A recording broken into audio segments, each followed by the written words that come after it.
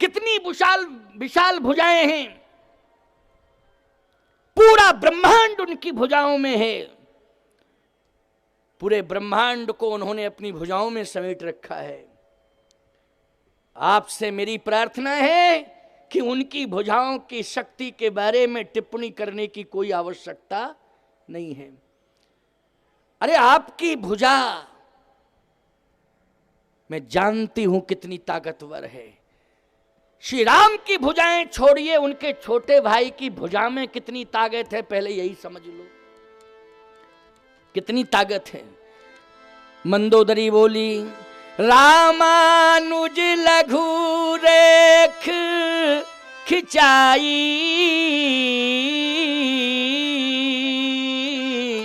और सो नहीं नाघेउ अस मनु साई। उनके छोटे भाई लक्ष्मण ने नासिक पंचवटी में एक रेखा खींच दी थी अपने हाथ से। उनके छोटे भाई की भुजा ने एक रेखा खींच दी थी, तुम्हारी भुजा रेखा के अंदर नहीं जा पाई। यह है तुम्हारी बहादुरी। बात कितनी बढ़िया कही मंदोदरी ने, साधारण बात कही क्या। धन्य है मंदोदरी। लंका कांड से बोलो बहुत बड़ी शिक्षा मिल रही है कि नहीं मिल रही है। एक एक कांड साधारण नहीं है, हमारे जीवन में प्रेरणा देने वाला कांड है। लंका कांड को साधारण मत समझना। लेकिन बात यह है कि केवल झांझ मजीरा लेके बस अखंड रामायण कर लेते हो, ये परंपरा अच्छी है, मैं इसका समर्थन करता हूं, स्वागत करता हूं। लेकिन अखंड पारायण का पाठ करना जीवन में जरूरी है, लेकिन रामचरितमानस के मर्म को समझना बहुत जरूरी है। रामचरितमानस के मर्म को समझना बहुत जरूरी है। अखंड रामायण का पाठ करना जरूरी है, लेकिन रामायण के मर्म को समझना बहुत जरूरी है। आज ये जो शिविर लगा हुआ है, ये जो कथा हो रही है, बोलो रामायण के मर्म को ही समझने के लिए। रामानुज लघु रेख खिंचाई, सो नहीं नाघेउ अस मनु साई। रामानुज लघु रेख खिंचाई, सो नहीं नाघेउ अस मनु साई। सो नहीं नाघेउ अस मनु साई। सो नहीं नाघेउ अस मनु साई। सो नहीं नाघेउ अस मनु साई। उस समय आपकी बहादुरी कहां गई थी, ये बताओ। रावण बोला, मंदोदरी मैं तो रेखा पार कर रहा था, फिर क्यों नहीं किए। उसमें करंट सिस्टम था, मैं जा रहा था अंदर, उसमें करंट सिस्टम था। जैसे ही मैं आगे बढ़ने लगा, करंट सिस्टम था, मुझे तेरी फोटो याद आ गई और मैं बैक हो गया। मंदोदरी बोली, फोटो देख के बैक हो गए, ओरिजिनल बोल रही हूं तब बैक क्यों नहीं हो रहे हो, बुद्धि खराब हो गई क्या। जब डायरेक्ट ही बोल रही हूं तो बैक हो जाओ, फोटो देख के बैक हो गए। केवल फोटो सामने आ गया, बोले तेरा फोटो आ गया सामने, मैं बैक हो गया। ओ हो गड़बड़ हो जाएगा, क्योंकि इसमें पावर है, करंट है। मंदोदरी ने कहा, एक बात और कहूं, तुम्हारी भुजाओं में ताकत थी तो जनक जी ने, सीता जी के पिता जनक ने धनुष भंग की घोषणा की थी कि जो शंकर के प्रचंड धनुष का खंडन करेगा, मैं अपनी बेटी का विवाह उसी के साथ कर दूंगा। और तुम्हारी भुजाओं में अगर ताकत थी तो गए तो थे जनकपुर में, धनुष क्यों नहीं तोड़ दिया। और धनुष तोड़ देते, चैलेंज से सीता जी को लाते। क्यों भाई, भुजाओं में ताकत थी तो भुजाएं क्या गिरवी रखी थी उस समय, साथ में नहीं थी, पास में नहीं थी भुजाएं। रावण बोला, उस समय मूड काम नहीं कर रहा था। देखो भाई, है ना, मूड काम नहीं कर रहा था। मंदोदरी ने कहा चोरी करने में मूड काम कर गया है, चोरी करने में मूड काम करता है, धनुष तोड़ने में मूड काम नहीं किया। संभल जाओ, सुधर जाओ, मेरे सुझाव को मान लो। अंत में अभिमानी रावण बोल पड़ा, निज भुज बल में बैर बढ़ावा। यह अभिमान बोल रहा है रावण का। निज भुज बल में बैर बढ़ावा, ओ दई हो उतर जुर पुचढ़िया। मेरी भुजाएं युद्ध करेंगी और राम के जितने भी सहयोगी होंगे इस लंका के सम्रांगण में मेरी भुजाएं उन सभी को न्यस्त नाबूद कर देंगी। मंदोदरी ने कहा आज के बाद बस बात नहीं करूंगी, अब आज के बाद बात नहीं करूंगी, बोलना मेरा व्यर्थ है, उचित नहीं है। क्यों? विनाश काले विपरीत बुद्धि। जिसका विनाश का समय आ जाता है उसकी बुद्धि विपरीत हो जाती है। इसलिए मैं समझ गई हूं कि लंका के विनाश का समय आ गया, लंका के विनाश का समय आ गया। अब लंका कांड होके ही रहेगा, अब लंका कांड रुकने वाला नहीं है। तो प्यारे, लंका का जो विशाल कांड, जहां रहा न कोकुल रोवन हारा। ईमानदारी से बताओ, मंदोदरी की बात अगर रावण मान गया होता तो बच जाता ये लंका कांड की नहीं? ये बहुत बड़ी घटना जो लंका में घटी। एक और बढ़िया बात बता दें आपको, ये लंका कांड की अंतिम बात है, फिर उत्तर कांड की ओर बढ़ेंगे हम, ठीक है ना? उत्तर कांड, क्योंकि समय का तो ध्यान रखना पड़ेगा मुझे। 6:30 बजे विश्राम करना पड़ेगा और आरती प्रसाद वितरण में भी आज विश्राम दिवस है ना, तो आपकी भीड़ भी अच्छी हो रही है, रोज ही भीड़ बढ़ती है और उत्साह है आपके जीवन में। कथा सुनने के प्रति बहुत बड़ी लालसा है, उत्साह है। हम भी बहुत प्रसन्न हैं आपके इस भाव से। जब राम रावण का युद्ध हुआ प्यारे, उस युद्ध में विभीषण जी ने जब मृत्यु का रहस्य बताया भगवान राम को, नाव कुंड पीयूष वश याके नाथ जियत रावण बल ताके। तो जब मृत्यु का रहस्य विभीषण जी ने बताया कि नाभि में अमृत है और जब तक वो अमृत रहेगा इसकी मृत्यु नहीं होगी प्रभु, इसलिए पहले इसके अमृत को नष्ट किया जाए। इसका मतलब है कि इस मृत्यु के रहस्य को बताने वाला विभीषण है। भगवान ने 31वां बाण छोड़ा, वही अमृत कुंड को नष्ट करता है। छाणे सर 31 रघुनायक शायक चले मानहु काल फणीश। 31वां बाण जब चला तो सीधा नाभि कुंड में जाकर के प्रवेश करता है और उस नाभि कुंड में जो अमृत था उस फणीश ने उस अमृत का शोषण कर लिया। रावण कहां राम रन हतो पचारी कह के गिर पड़ा। अंत में उसने ये कहा है, कहां राम रन हतो पचारी, और कह करके रावण गिर गया। जैसे ही रावण गिरा, मंदोदरी के पास सूचना पहुंची कि तुम्हारे पति की मृत्यु हो गई। मंदोदरी ने कहा, ये तो मैं समझ रही थी कि मृत्यु सुनिश्चित है, लेकिन जरा मैं देखना चाहती हूं कि मृत्यु के बाद क्या हुआ। मैंने अपने पति का जीवित अवस्था का स्वरूप देखा है, लेकिन मृत्यु के बाद का क्या स्वरूप है ये मैं देखना चाहती हूं।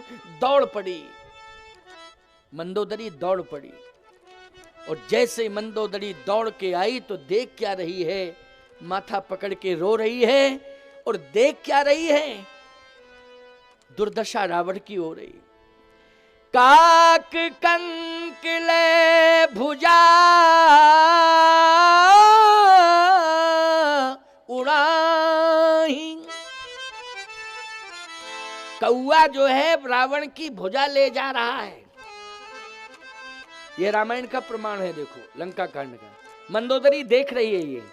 काक कंक ले भुजा उड़ाही, एक ते एक छीन ले खाही।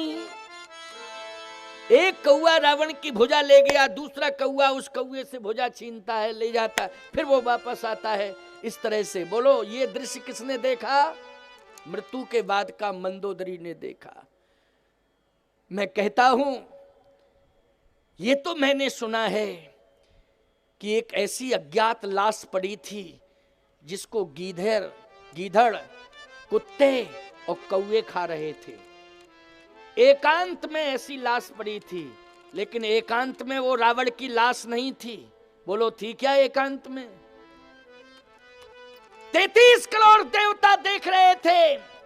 रामादल में जितने वानर भालू थे वो सब देख रहे थे। स्वयं रावण का छोटा भाई विभीषण खड़ा हुआ था और थोड़ी ही देर में मंदोदरी आ गई। बोलो एकांत कहोगे इसे? नहीं नहीं, एकांत नहीं। सबकी आंखों के सामने वो दृश्य था और कोई कौए को रोकने की हिम्मत नहीं जुटा पा रहा था। अगर कोई कौओं को रोक रहा होता, अब बताओ भैया, ऐसा बलवान जिसके चलने से पृथ्वी कांपती थी, लेकिन उसकी भुजाओं को कौए ले जा रहे, उन कौओं को कोई रोक नहीं पा रहा। उन कौओं को कोई रोक ही नहीं पा रहा है। बोलो रोक पा रहा है क्या? बताओ जरा, कोई नहीं रोक पा रहा। ये दुर्दशा, ये विडंबना अन्यायी की मृत्यु के बाद की है। मंदोदरी ने रावण की लाश पर माथा पटक दिया और कहा, मैंने पहले ही कहा था कि मेरी बात मान जाओ। मेरी बात नहीं मानी, ये दशा हुई। राम विमुख अस हाल तुम्हारा, और रहा न को कूल रोवनिहारा, रहा न को कूल रोवनिहारा। कोई कुल में रोने वाला नहीं रहा। अविचल है जो धर्म पर होती उसकी जीत, अन्यायी की लाश पर कुत्ते गाते गीत। काक कंक ले भुजा उड़ाही, ओ एक तेक छीन ले खाही। प्यारे, लंका कांड आपको प्रेरणा देता है कि हमें ना तो धन का अभिमान करना चाहिए, ना बल का अभिमान करना चाहिए, ना बुद्धि का अभिमान करना चाहिए। हमारा स्वाभिमान बरकरार रहे और हमें भगवान मिल जाएं, बस यही दो की आशा करो। मेरा स्वाभिमान बरकरार रहे। अभिमान करना गलत है, लेकिन स्वाभिमान हमारा सुरक्षित होना चाहिए। स्वाभिमान हमारा सुरक्षित रहे और हमें भगवान मिल जाएं। हमें बल और धन का अभिमान नहीं करना चाहिए, इससे दूर रहना चाहिए। अंत में परिणति क्या हुई अभिमान की, वो लंका कांड ने बता दिया। बोलो बता दिया कि नहीं? अभिमान की परिणति लंका कांड में देखने को मिल गई। अभिमान नहीं करना चाहिए। आइए अब उत्तरकांड में हम लोग थोड़ा प्रवेश कर रहे हैं। लगभग क्यों भैया सभी कांडों से जुड़ गए आप कि नहीं जुड़ गए इस कथा में? है नहीं तो ये होता कि और कांड तो बहुत रह गए, लेकिन विस्तार फिर भविष्य में करूंगा। एक एक कांड की कथा का विस्तार बहुत अच्छे ढंग से होगा। भविष्य में फिर आएंगे ठाकुर जी की कृपा से,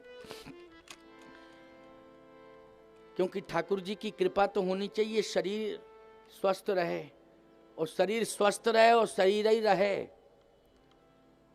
स्वस्थ रहे और शरीर रहे, और शरीर स्वस्थ रहे, तो निश्चित रूप से कथा होती रहेगी। और भगवान से मैं प्रार्थना करूंगा कि हमारा शरीर रहे और हमारा शरीर स्वस्थ रहे, लेकिन हमारे श्रोताओं का भी शरीर सदा स्वस्थ रहे। तभी तो हम कथा सुनाएंगे, नहीं टेंट पंडाल को सुनाने आएंगे क्या? क्यों भाई? हमारे श्रोताओं का शरीर स्वस्थ रहे। भगवान से यही मैं प्रार्थना नित्य करता रहूंगा, और डायरेक्ट हमारी प्रार्थना स्वीकार करेंगे भगवान, क्योंकि डायरेक्ट कनेक्शन है। क्यों भाई, है कि नहीं? और तुम सभी भक्तों के स्वास्थ्य की मंगल कामना हम नित्य करेंगे, तो ठाकुर जी आप सबको भी पूर्ण स्वस्थ रखेंगे, मस्त रखेंगे, अच्छे कार्यों में व्यस्त रखेंगे। ये भगवान करेंगे निश्चित रूप से, ठाकुर जी की कृपा रहेगी। उत्तरकांड। रावण तो मर गया, विभीषण जी सिंहासनासीन हुए। भगवान राम को भरत की याद आ रही है, भरत की याद आ रही है भगवान राम को। तुलसीदास जी से पूछा कि भगवान को भरत की याद आ रही है, क्यों आ रही है याद? इसलिए कि चित्रकूट में भरत जी से ये कहा था कि मैं अवध में अवधि के अंतर्गत आऊंगा। भरत, तुम मेरी बात पर विश्वास रखो और तुम जाओ वापस अयोध्या, मैं अवध में अवधि के अंतर्गत आऊंगा। लेकिन भगवान राम कह रहे हैं कि मैं देख रहा हूं भरत रो रहा है, रहा एक दिन अवध अधारा,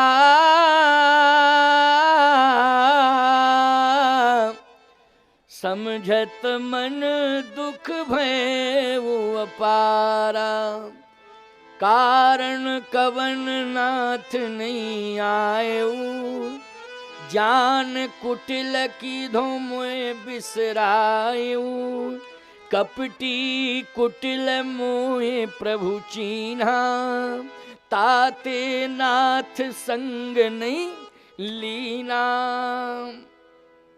मैं कपटी हूं, कुटिली हूं, अधम हूं। उस अधम को चित्रकूट से वापस कर दिया। लक्ष्मण, तुम्हारे जैसा भाग्यवान दूसरा कोई है नहीं, तुम्हारे जैसा बड़भागी कोई दूसरा नहीं। अहे धन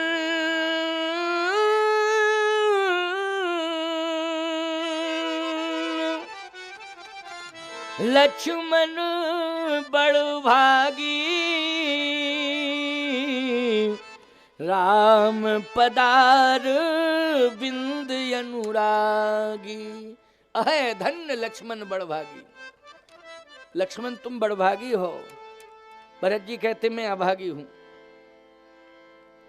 भगवान देख रहे हैं इस दृश्य को। संसार में क्या हो रहा है ईश्वर देख रहा है। क्यों भाई? ईश्वर तुम्हें दिखाई नहीं दे रहा है, लेकिन तुम क्या कर रहे हो ईश्वर देख रहा है। संसार की नजरों से तुम छिप सकते हो, अपने को छिपा सकते हो, लेकिन परमात्मा की नजरों से क्या तुम छिप सकते हो? नहीं, वो सब देख रहा है। कौन क्या कर रहा है? ईश्वर सब देख रहा है, लेकिन इतना गंभीर है कि वो बोल नहीं रहा है तुमसे। वो गंभीर है। वो कहता है कि अभी तुम अपने मन का काम करो, जब मेरी अदालत में आओगे तब पाई पाई से हिसाब लूंगा। समझ गए हो कि नहीं? वो गंभीर है, समुद्र से भी ज्यादा गंभीर है। समुद्र में कितनी गहराई है इसका भी मापदंड नहीं है कोई, लेकिन शायद कोई समुद्र की गहराई को माप सकता है, लेकिन परमात्मा कितना गंभीर है इस मापदंड को कोई लेकर के नहीं जा सकता ईश्वर के पास, ना उसकी गंभीरता की गहराई को माप सकता है। ईश्वर कितना गहरा है, गंभीर है, कितना गंभीर है। आज भरत जी को देख लिया, भरत तो बेचैन हो रहा है। भगवान भी यहां आंखों में आंसू भर के कहने लगे। तुलसीदास जी ने लिखा, बीते अवध जाऊं जो तुझियत न पावहु वीर, सुमरत अनुज प्रीति प्रभु, पुनि पुनि पुलक शरीर, पुनि पुनि पुलक शरीर। राम जी कह रहे हैं कि यदि अवध में, अवध के उपरांत पहुंचूंगा तो अपने भरत भाई को जीवित नहीं पाऊंगा। अब क्या करूं? सोच ही रहे थे, तब तक हनुमान जी आ गए। जैसे हनुमान जी आए, हनुमान जी ने कहा, प्रभु आप रो क्यों रहे हैं? अब रावण तो मर ही गया, बच कौन गया बता दो तो उसको भी हम निपटा दें। भाई रावण तो मर गया, अब कौन बच गया? भगवान राम ने कहा, नहीं नहीं हनुमान, रावण मर गया है। रावण के कर्मों ने उसे मार दिया। किसने मार दिया? कर्मों ने। लेकिन अगर रावण मर गया, लंका में, अयोध्या में मेरा भाई भरत मर गया, तो फिर क्या तुलना होगी कि देखो परिणाम सामने आ गया कि रावण को मारा, उधर भाई मर गया। ये बदनामी किसके हाथ में लगेगी बोलो? हनुमान जी ने कहा, मेरी समझ में एक बात नहीं आ रही है कि काल हिम्मत कैसे जुटा रहा है कि भरत जी को मारने के लिए जा रहा है। हे प्रभु, लक्ष्मण के ऊपर भी प्राणघातक हमला हुआ था, इसी लंका में हुआ था। आपने भी ये कह दिया था कि जय हो अवध कवन मोहि लाही, नारी हेतु प्रिय बंधु गमाई। आपने ये कहा था, उदास हो गए थे आप, लेकिन मैंने आपको सांत्वना दी थी, और केवल सांत्वना ही नहीं दी थी। सुखैन वैद्य ने जो उपाय बताया था, जिस औषधि के बारे में मैं समय से वो औषधि लाया था, वो संजीवनी लाया था, और लक्ष्मण जी को जीवंत मिला था कि नहीं? आप मेरे ऊपर विश्वास करें, कोई वैद्य ऐसा बता दो जिसको लेके हम पहुंच जाएं, और वो वैद्य औषधि बता दे जिस औषधि से भरत के प्राण रक्षा हो। आप बताइए। तो भगवान राम ने कहा, यही तो मुश्किल है। लक्ष्मण के पास संजीवनी बूटी आई, और संजीवनी बूटी ने लक्ष्मण को जीवंत दे दिया। लेकिन भरत के पास अगर संजीवनी पहुंच जाएगी तो शायद वो दुर्नागित पर्वत पर रहने वाली संजीवनी भरत को जीवंत नहीं दे सकती।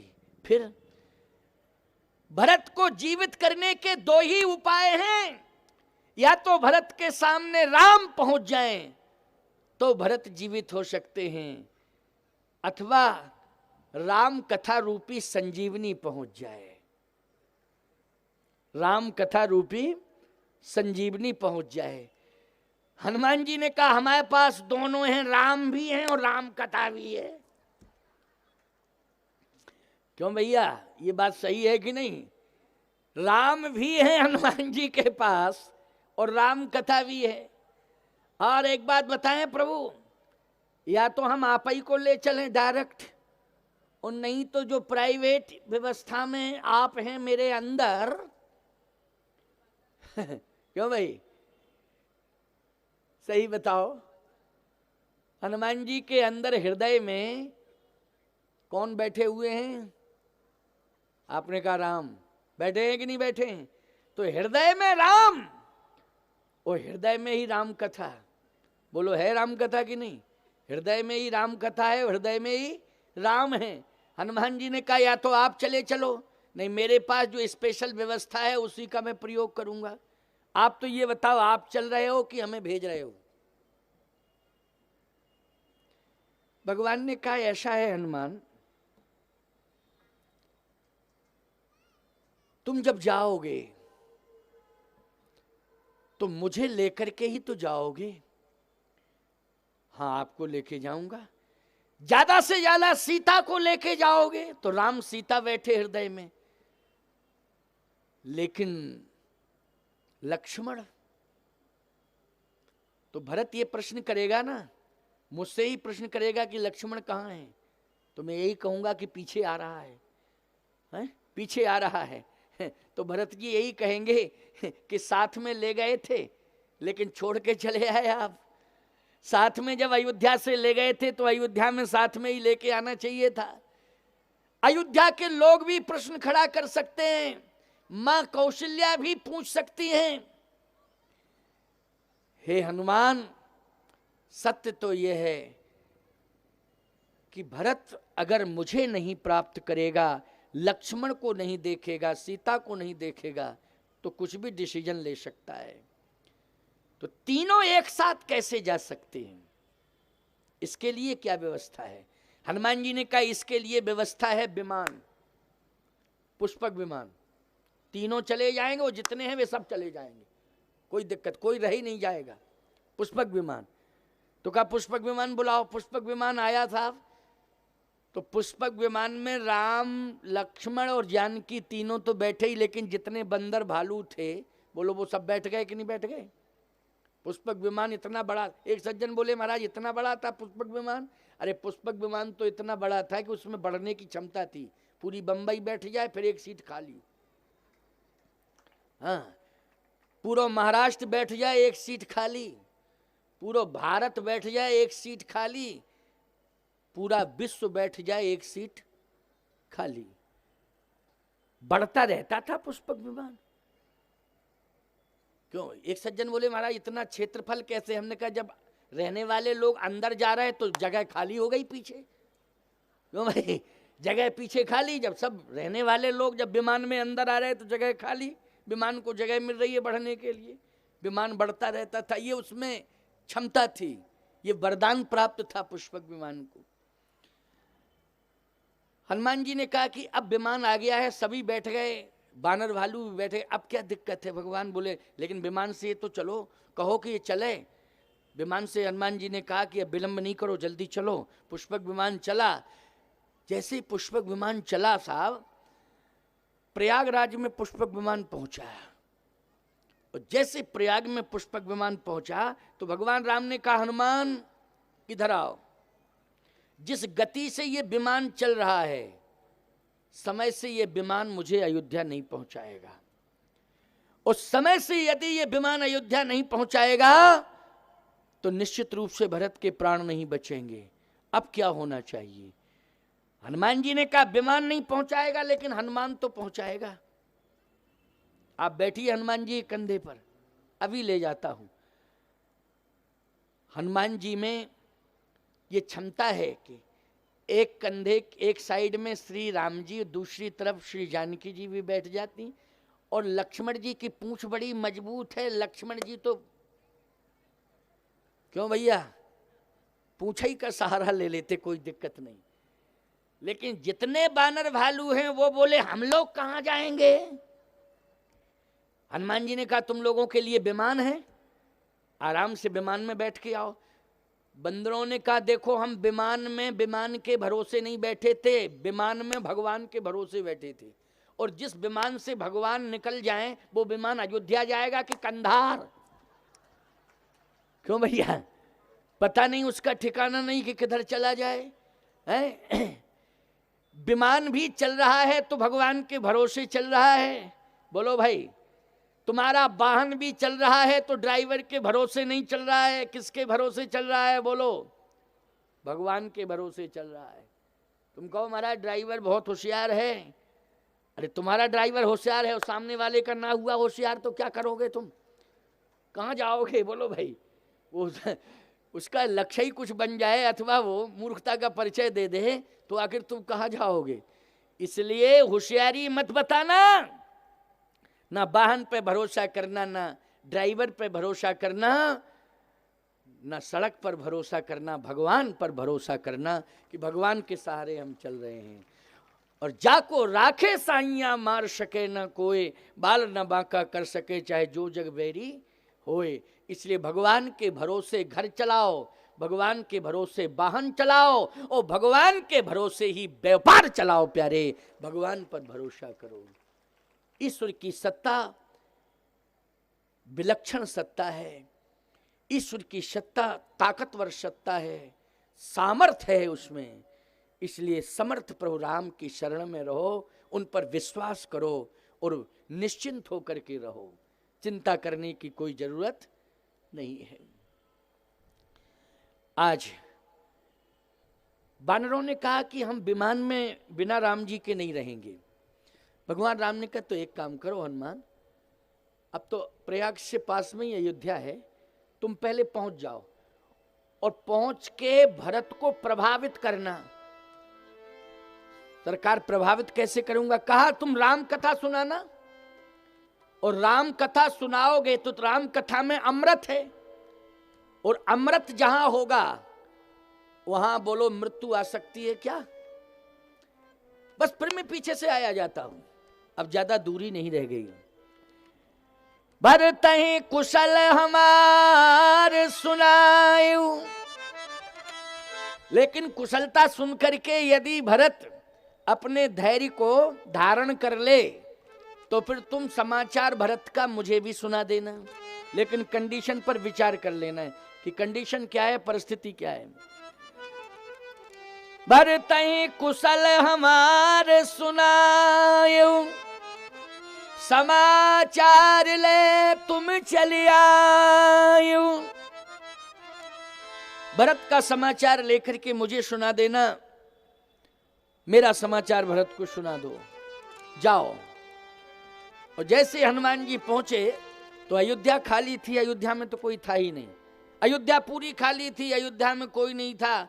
हनुमान जी ने देखा कि अरे अयोध्या में तो कोई है नहीं। भरत जी से पहली मुलाकात तो नंदीग्राम में हुई थी, 14 किलोमीटर दूर नंदीग्राम है। अब मुझे यहाँ नहीं रहना चाहिए, अब मुझे नंदीग्राम जाना चाहिए।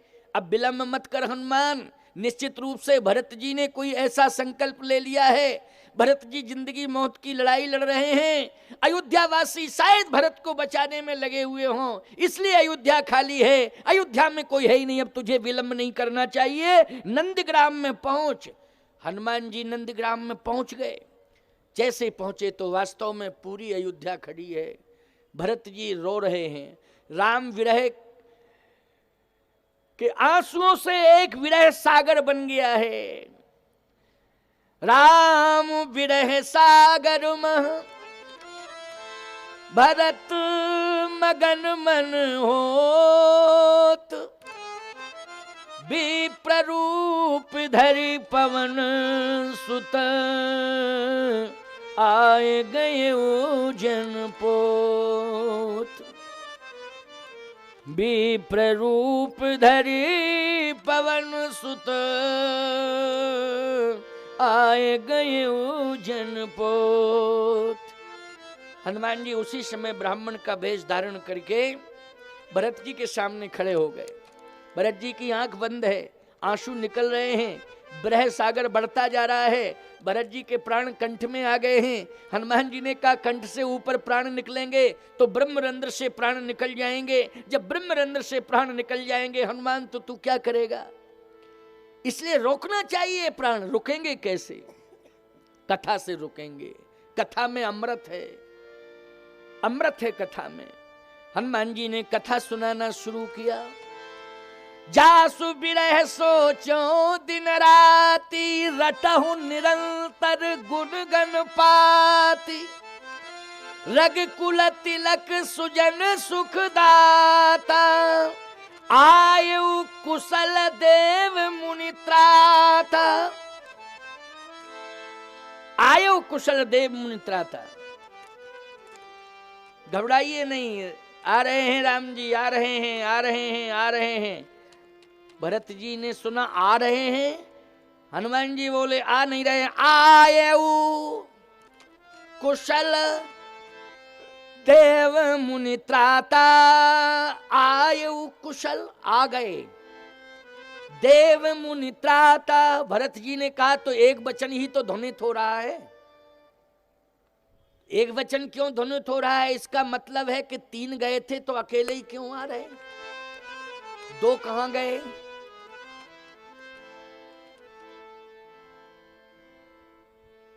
आयु कुशल देव मुनि त्राता। क्यों भाई एक वचन हो रहा है ध्वनित?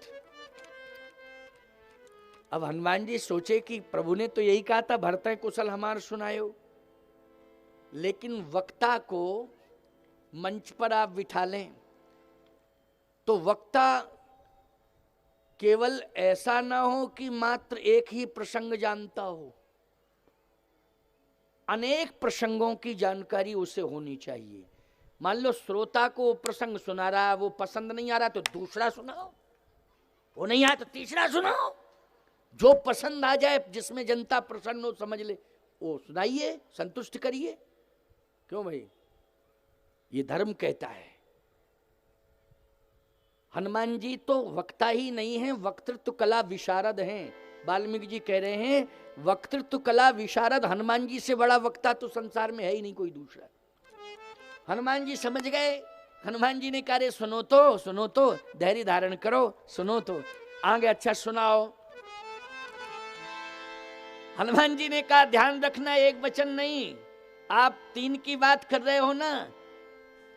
तो रिपुरन जीत अरे सुजस सुर गावत,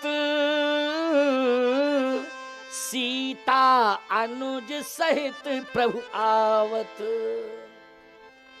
क्यों भाई बहुवचन हो गया कि नहीं?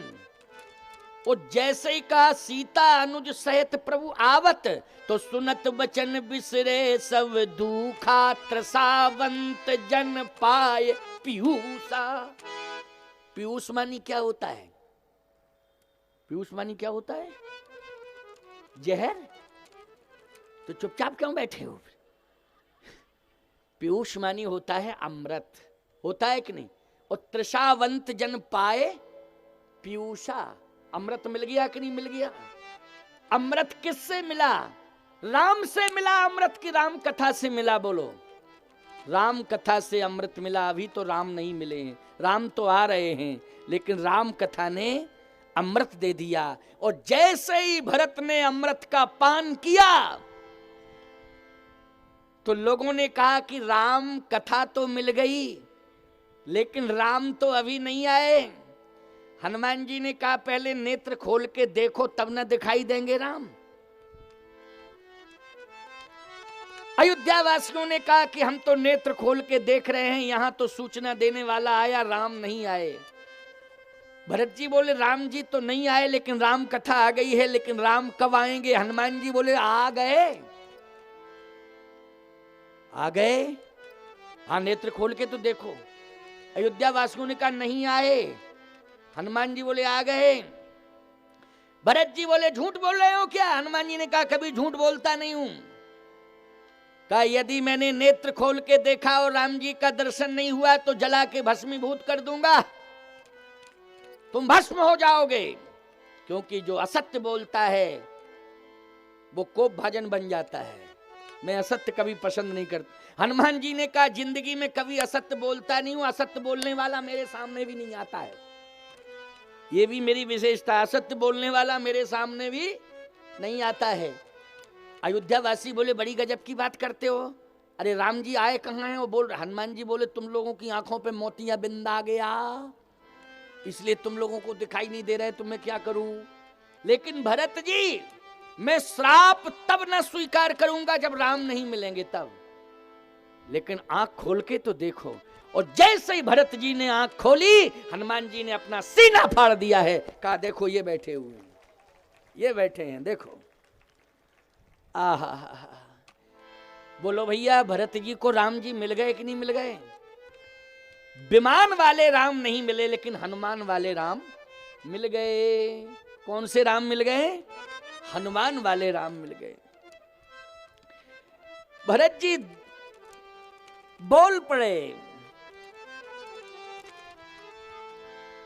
कपि तव दरस सकल दुख बीते, कपि तव दरस सकल दुख बीते, कपि तव दरस सकल दुख बीते, कपि तव दरस सकल दुख बीते, मिले आज मोहि राम प्रीते, मिले आज मोहे राम प्रीते, मिले आज मोहि राम प्रीते, मिले आज मोहे राम प्रीते, राम प्रीते, राम प्रीते, मिले आज मोहि राम प्रीते। राम जी मिल गए, मिल गए, मिल गए। विमान वाले राम नहीं, हनुमान वाले राम मिल गए। हृदय से लगा लिया भरत जी ने हनुमान जी को। आज देखने वालों को लग रहा है कि भरत का और हनुमान का मिलन हो रहा है, लेकिन तुलसीदास जी कहते हैं ये भरत का हनुमान का मिलन नहीं है, हनुमान के हृदय में बैठे हुए श्री राम और भरत का मिलन हो रहा है। आज राम जी मिल गए भरत को, हनुमान जी के माध्यम से मिले। अब जब मिल गए तब पीछे से विमान आ गया विमान, क्योंकि ये विमान तो आना ही था। विमान आया, संपूर्ण अयोध्यावासी खड़े हैं, दर्शन कर रहे हैं। प्यारे राज्याभिषेक की तैयारी होनी है ना। जो आचार्य जी हैं, पंडित जी, वो पूजन की थाली लगाएंगे, क्योंकि ठीक 10 मिनट बाद राज्याभिषेक होगा, क्योंकि अब विमान आ ही गया है और 6:30 बज गए हैं, 2 मिनट कम है ना। थोड़ा सा लेट उड़ान हुई थी वहां से, तो इसलिए लेट आया विमान। तभी तो हनुमान जी पहले आ गए। क्यों भाई, आ गए कि नहीं आ गए हैं? लेकिन 6:30 बजने ही वाले हैं, 2 मिनट कम, 6:28 हुआ है मेरी घड़ी में। विमान आ गया, भगवान सबसे मिल रहे हैं। वशिष्ठ जी ने कहा, राम आज सिंहासन पर बैठने वाला मुहूर्त आ गया है। ये सिंहासन इंतजार कर रहा है, अयोध्यावासी भी इंतजार कर रहे थे, लेकिन सिंहासन पर बैठकर इस अयोध्या राज्य को स्वीकार करो, वो अयोध्या वासियों को सुख प्रदान करो। भगवान राम ने कहा, गुरुदेव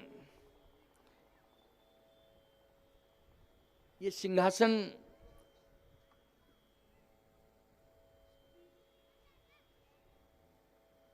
और थोड़ा सा पास में ठीक रहेगा कि नहीं? थोड़ा सा बस, हल्का सा पास में। हाँ बस बस बस बस बस, बहुत अच्छा। देखो भाई, भगवान का दिव्य चित्रपट, वही राज दरबार वाला चित्रपट है ये। देखो, इसमें राज सिंहासन पर ही बैठे हुए हैं कि नहीं बैठे हैं भगवान, इसलिए वही चित्र रखा गया है। आज चूंकि राज्याभिषेक की कथा होनी थी, इसलिए भगवान का यही पूजन होगा, यही पूजन होगा ठाकुर जी का, और आप सब यहीं आके दर्शन करेंगे, प्रणाम करेंगे, भगवान का कृपा का अनुभव करेंगे। हाँ प्यारे, ध्यान से सुनना, बस अंतिम 10 मिनट। मिले आज मोहि राम प्रीते, लेकिन अयोध्या वासियों को भी विमान वाले राम मिल गए। वशिष्ठ जी ने कहा, राम सिंहासन इंतजार कर रहा है, सिंहासन को स्वीकार करो। भगवान राम ने कहा, गुरुदेव आपकी आज्ञा है, इसलिए मैं शिरोधारी कर रहा हूं, लेकिन एक बार सिंहासन से भी तो पूछें कि स्वीकार कर रहा है कि नहीं सिंहासन मुझे। भगवान राम सिंहासन के पास पहुंचे। भगवान राम ने सिंहासन से कहा, कि सिंहासन 14 साल पहले मैंने तुम्हारा त्याग किया था और 14 साल बाद में आया हूं, तो तुम्हारे मन में कुंठा पैदा हो गई होगी, क्योंकि मैंने त्याग किया था, उपेक्षा की। तो क्या 14 साल बाद तुम मुझे स्वीकार कर रहे हो? मेरे साथ जनमत और बहुमत है। क्या इस जनमत और बहुमत के प्रभाव से मैं सिंहासन पर बैठ जाऊं? जनमत और बहुमत तो मेरा 14 साल पहले भी था। सबके उड़ा विलास यह कहें मनाए महेश, आप अछत युवराज पद राम ही देओ नरेश। क्यों भाई? केवल केकई और मंत्रा ही तो विरोध में थी, बाकी तो सभी समर्थन में थे। लेकिन मैं छोड़ के चला गया था। आज मैं जनमत और बहुमत के आधार पर बैठ जाऊं, लेकिन आपकी क्या राय है? सिंहासन ने कहा कि मैं एक निवेदन कर रहा हूं आपसे। वैसे तो आप सामर्थ्यवान हैं, लेकिन मेरा निवेदन है आपसे। क्या मुझ में 14 साल पहले कौन सा दोष था और अब कौन सा गुण मेरे अंदर 14 साल बाद आ गया? 14 साल पहले मेरे दोष के कारण आपने मेरा त्याग किया। 14 साल में मेरे अंदर कौन सा गुण आ गया है जिससे प्रभावित होकर आप मुझे स्वीकार कर रहे हैं? आप केवल इतना बता दीजिए। भगवान राम ने जो रहस्य बताया, बस यही समझ लेना, राज्याभिषेक का सार है। ठीक है ना? ये राज्याभिषेक का सार है और उत्तर कांड का भी ये बहुत महत्वपूर्ण भाव है। समझ गए हो ना? हम लोग किस कांड में प्रवेश कर चुके हैं? उत्तर कांड में प्रवेश कर चुके हैं। भगवान राम ने कहा, सुनो, पूरी अयोध्या सुन रही है, सभी ऋषि मुनि महात्मा सुन रहे हैं, समस्त तीर्थ आ चुके हैं, वो समस्त तीर्थ सुन रहे हैं, सभी भक्त सुन रहे हैं, और ये पूर्वी मुंबई में के आप सभी भक्त जितने बैठे हैं वो भी सब सुन रहे हैं। बड़ा महत्वपूर्ण भाव है। प्यारे, भगवान राम ने कहा कि 14 साल पहले अगर मैं स्वीकार कर लेता तो राम के नाम के पहले जो मर्यादा शब्द जुड़ा था वो मर्यादा शब्द सदा सदा के लिए हट जाता।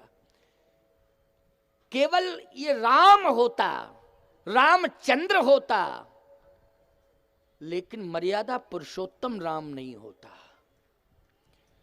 वो कैसे? वो कैसे?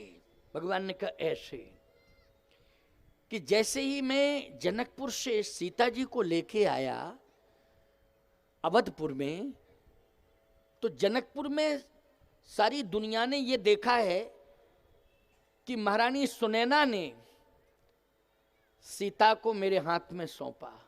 सारी दुनिया ने देखा, लेकिन मैं देख रहा था कि स्वयं पृथ्वी मां सौंप रही थी। कौन सौंप रही थी? पृथ्वी मां। जन्म देने वाली मां यदि है सीता जी की तो पृथ्वी है, और पालन पोषण करने वाली मां है तो वो सुनैना है। बोलो, सुनैना कौन सी मां है? पालन पोषण करने वाली मां है। लेकिन जन्म देने वाली मां कौन है? पृथ्वी मां है। भगवान कृष्ण की जन्म देने वाली मां कौन है?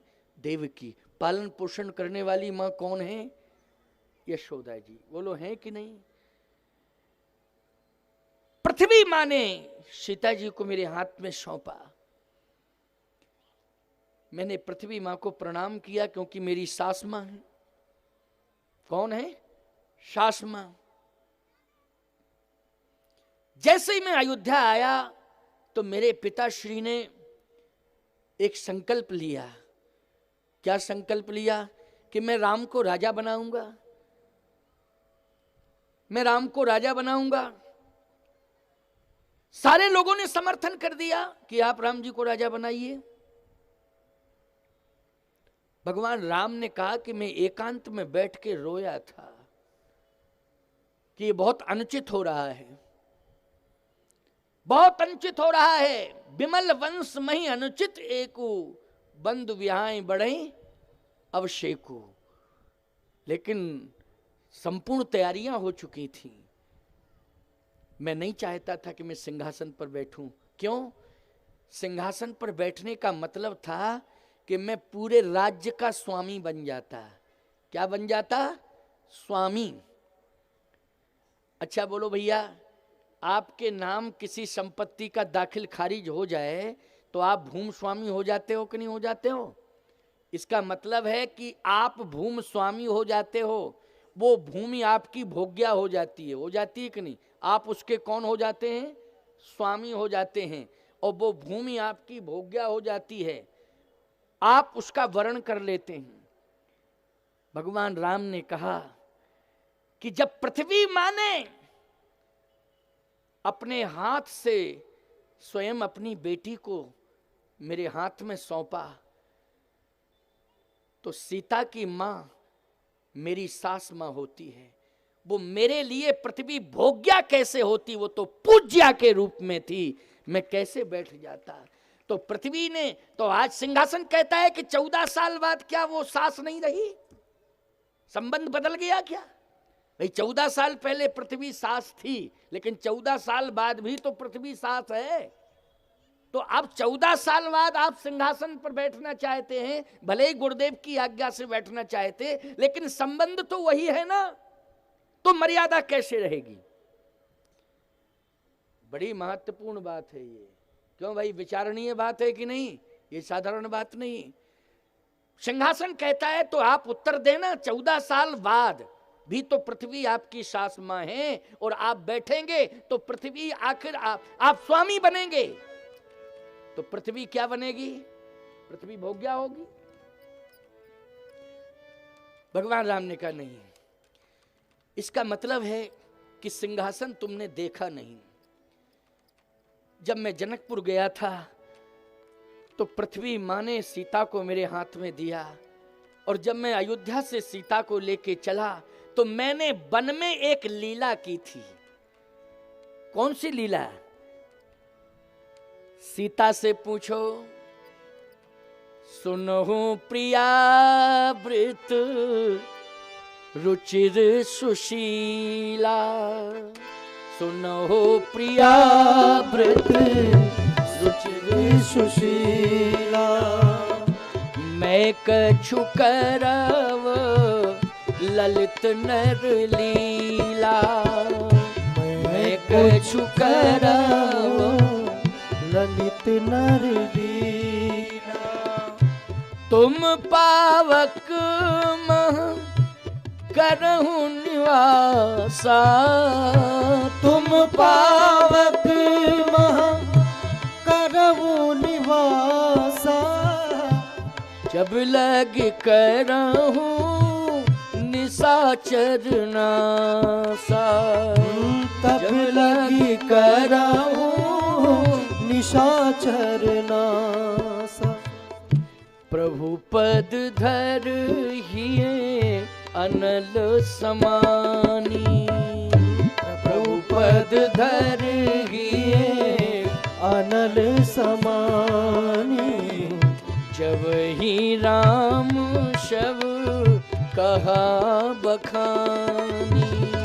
जब ही राम सब कहा बखानी। सीता तुम अग्नि में प्रवेश कर जाओ, मैं एक लीला करना चाहता हूं। सीता अग्नि में प्रवेश कर गई। एक बार ये शरीर अग्नि में प्रवेश कर जाता तो संबंध बदल जाता है कि नहीं बदल जाता है? बोलो। शरीर यदि अग्नि में प्रवेश कर जाता है तो संबंध बदल जाता है। सावधान। सिंहासन ने कहा फिर सीता मिली कैसे आपको? कहा फिर अग्निदेव ने दिया अपने हाथ से। तो बोलो, लंका में जब सीता जी को राम जी ने प्राप्त किया तो पृथ्वी के हाथ से प्राप्त किया कि अग्निदेव के हाथ से? बोलो, अग्निदेव के हाथ से। तो अब राम जी का संबंध जो सीता जी से है वो तो धर्मपत्नी वाला, पति पत्नी का है ही संबंध के, वो धर्मपत्नी है श्री किशोरी जी। लेकिन सौंप कौन रहा है सीता जी को? अग्निदेव सौंप रहे हैं। बोलो सौंप रहे हैं कि नहीं? तो जब अग्निदेव सौंप रहे हैं तो सारा रिश्ता जो है भगवान राम का अब अग्निदेव से जुड़ गया है।